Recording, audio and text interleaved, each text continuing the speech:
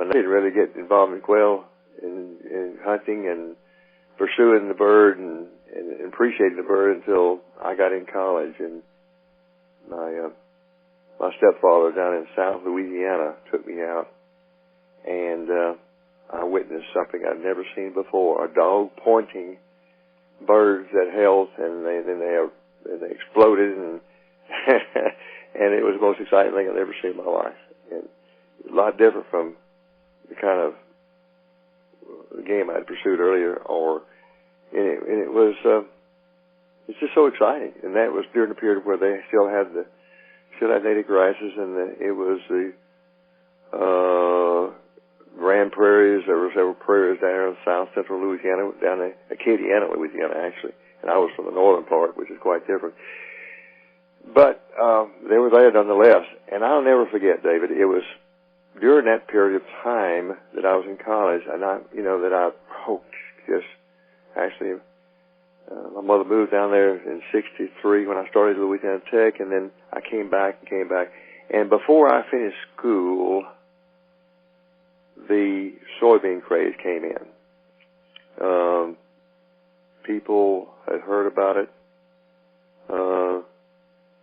and I can't remember exactly what year it was, but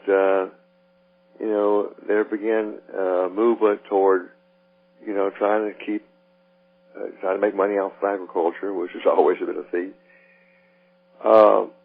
And all of a sudden, all those beautiful little patches of gardens and cornfields and hay meadows and a patchwork all over that promoted a lot of edge and the kind of habitat that quail liked was just ripped up, and from not fence to fence, but road to road. Their fences were taken down and solid planted in monoculture soybeans.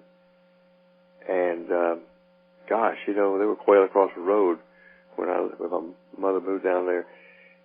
And it wasn't but a year later there were no quail. It was just that big event.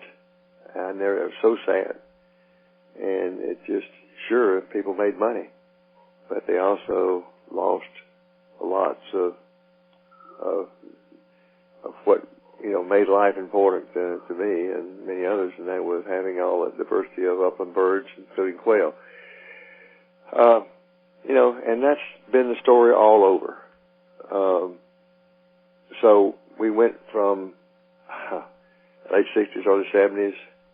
The quail decline really kicked in faster. It was going down already because of the more mechanized agriculture. I picked cotton when I was a kid by hand, and then before I knew it, we had cotton pickers. So the mechanization had already started in the late 50s, early 60s, and it really kicked in really fast once we get crops like soybeans come in and do that kind of monoculture. And so, I can tell you that I witnessed the demise of lots and lots of upland game, birds in particular, like quail, the rabbits, all those things that we had just abundance of back then.